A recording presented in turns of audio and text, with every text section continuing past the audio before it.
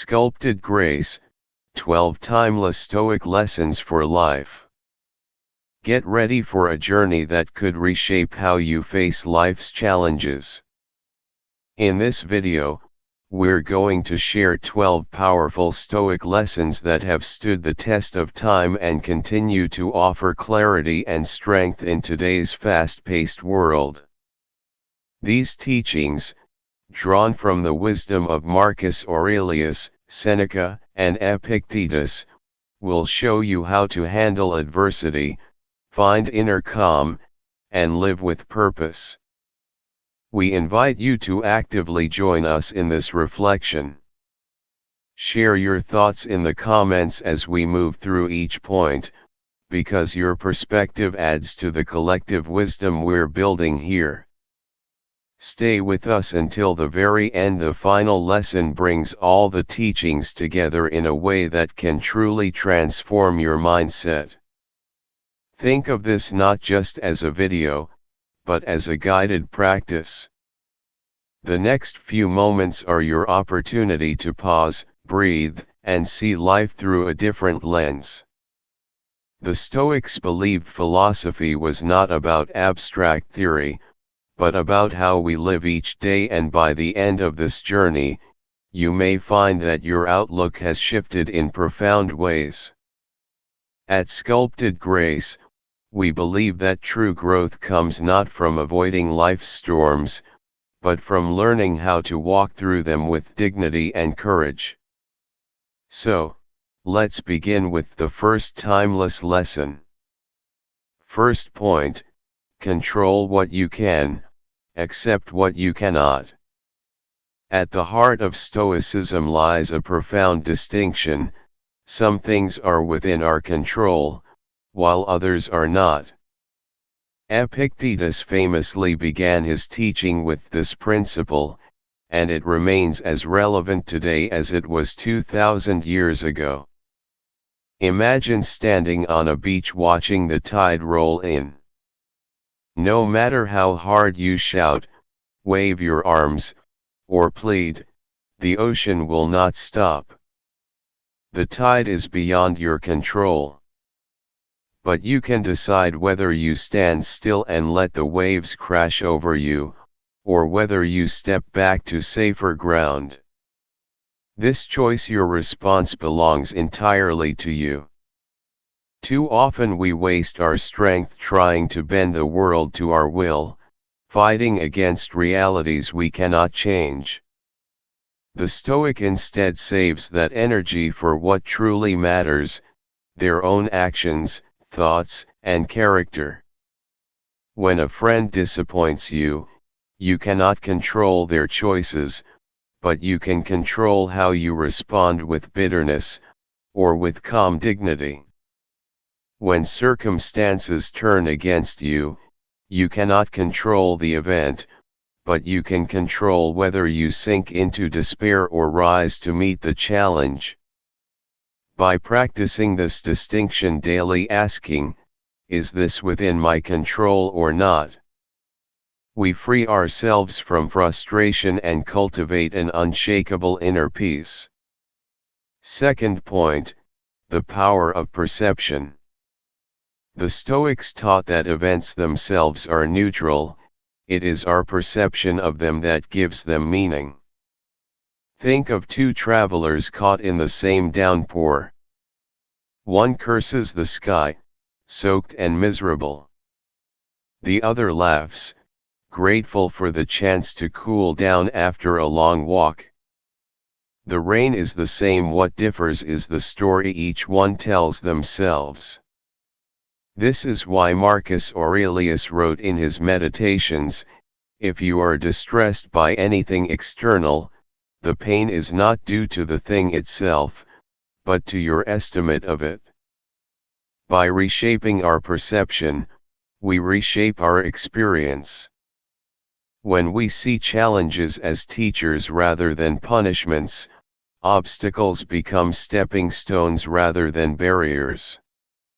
If a project fails, we can perceive it as shame, or as an invaluable lesson preparing us for future success. Training our perception is like polishing a lens. The clearer it becomes, the more beauty and opportunity we begin to see in every situation. Third point, value time over wealth. Seneca once observed that people guard their money with great care, yet squander their time carelessly, as though life were infinite. To the Stoics, time was the most precious currency, far greater than gold or fame. Imagine your life as an hourglass, each grain of sand a moment slipping irreversibly away. We cannot pause it, and we cannot refill it. This perspective urges us to spend time wisely. Instead of losing hours to gossip, distractions, or pursuits that leave us empty, we can invest those hours in growth, learning, and meaningful connection. Think of time as a treasure chest that slowly empties. Every choice you make determines how that treasure is spent. When you look back years from now, would you rather see that you filled your days with shallow distractions, or with actions that built a life of substance? The Stoics remind us, wealth can be regained, but time once lost is gone forever. Treat it as the priceless gift it truly is. Fourth point, practice voluntary discomfort. Modern life is filled with comfort: soft beds, endless food, instant entertainment. Yet the Stoics warned that constant ease can make us weak, fearful, and dependent. Their solution was to occasionally practice voluntary discomfort. Seneca recommended sleeping on the floor, wearing simple clothing, or eating coarse food to remind ourselves that luxury is not a necessity. By choosing discomfort, we train resilience. Imagine deliberately walking barefoot on a cold morning, or fasting for a day. In the moment, it may feel harsh. But afterward, you realize how little you truly need to survive and how much strength you already possess. Voluntary discomfort strips away the illusion that comfort defines happiness. When life inevitably takes away what we're used to, the Stoic is prepared, already having practiced living with less. Far from misery, this practice creates freedom, the freedom to say, even without comfort, I am enough. Fifth point, memento mori. Remember, you will die. Few teachings are as misunderstood as memento mori, the reminder that we are mortal. At first, it seems grim, but to the Stoics, it was the ultimate motivator for living fully. Think of a flower blooming in the spring. Its beauty is heightened by the knowledge that it will not last forever. In the same way, remembering that our days are numbered awakens us to the preciousness of each moment. When we forget death, we drift through life as though tomorrow is guaranteed. But when we face our mortality, we learn to cherish what we have now. That phone call to a loved one, that walk at sunset, that opportunity to help a stranger all become more vivid when we know they might be our last. To remember death is not to despair but to wake up, to live more urgently, and to align our lives with what truly matters. Sixth point, amor fati. Love your fate. Acceptance is one thing, but the Stoics went further. They urged us not just to accept life's twists and turns, but to embrace them wholeheartedly. Amor fati, love of fate, means saying yes to whatever comes, not grudgingly, but with gratitude. Imagine walking down a winding path through a forest. You may not have chosen every turn, but each twist reveals new beauty, a clearing, a stream, a mountain view you never expected. When illness strikes, when plans fail, when opportunities vanish, the instinct is to resist, to wish for a different reality. But the Stoic asks, what if this is exactly what I need? What if the very thing I resist is the thing that will shape me into someone stronger? To love your fate is to stop fighting the flow of life and start trusting that even the detours carry meaning. With amor fati, nothing is wasted, because everything becomes part of your story. 7th point, virtue as the highest good. For the Stoics, true happiness was not pleasure, wealth, or fame, but virtue, the consistent practice of wisdom, courage, justice, and self-discipline. Imagine life as a play. You cannot choose the role you're given: rich or poor, healthy or sick, praised or forgotten. But you can choose how well you perform that role. Virtue is the art of playing your part with excellence, no matter what the script demands. This teaching transforms how we measure success. Instead of asking, "Did I win? Did I gain?" the Stoic asks, "Did I act with integrity? Did I stay true to my values?" A person who loses wealth but keeps their character is richer than one who gains fortune but sells their soul.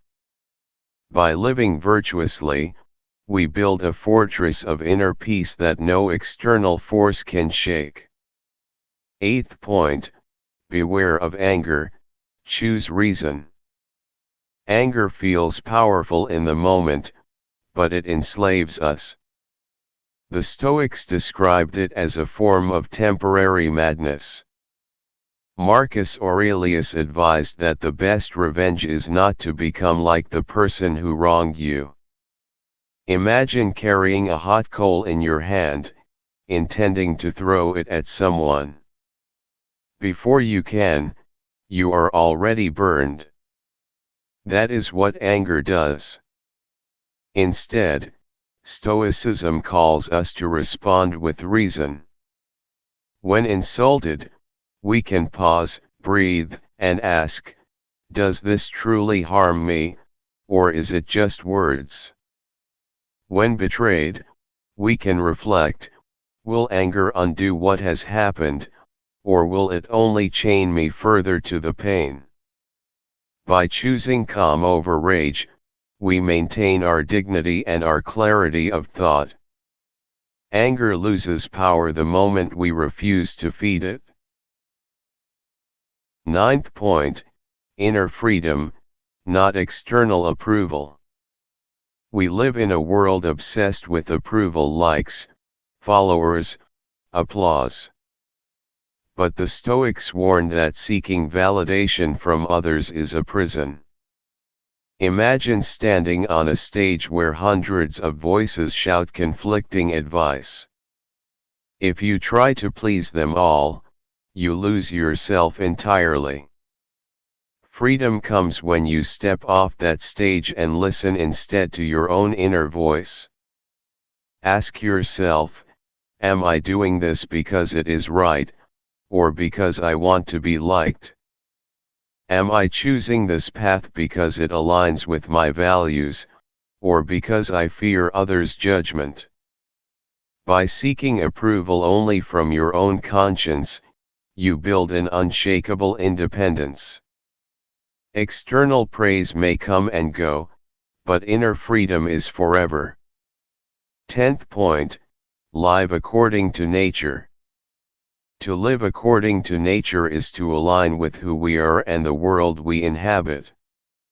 The Stoics saw humans as rational and social beings meant to live simply, justly, and in harmony with others. Think of a tree. It does not resent the winter, nor does it rush the spring. It fulfills its nature in every season with patience and balance.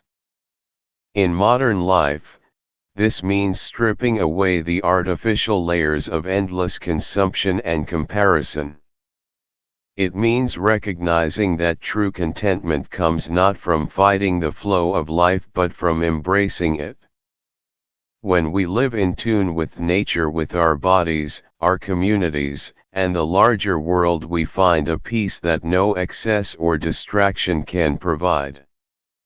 11th point, practice gratitude daily. The Stoics made gratitude a daily practice. At dawn, they reflected on the gift of waking to another day. At night, they reviewed what had gone well and what lessons were learned. Gratitude was not an occasional feeling but a discipline. Imagine your life as a painting. Without gratitude, you notice only the empty spaces.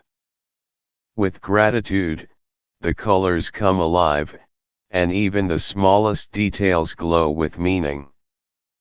Practicing gratitude shifts our focus from what we lack to what we already have. It doesn't mean ignoring struggles, but it means refusing to let them overshadow our blessings. When we give thanks for even the simplest things, the breath in our lungs, the food on our table, the presence of a friend, we cultivate a strength that carries us through darker times. Gratitude turns ordinary days into extraordinary gifts. 12th point, the obstacle is the way. Perhaps the most famous Stoic lesson is this: the obstacle is not in the way, the obstacle is the way. Every challenge is a chance to grow. Picture a fire that burns hotter when wind blows against it, or a muscle that strengthens when tested by weight. Likewise, adversity trains the soul. When we face setbacks, the easy path is to complain or retreat. But the Stoic asks, how can I use this? A lost job becomes an opportunity to redefine your purpose. A betrayal becomes a lesson in resilience. A failure becomes training for the next attempt. Life's obstacles are not punishments but stepping stones. By walking them with courage, we turn difficulties into fuel for greatness. Closing reflections.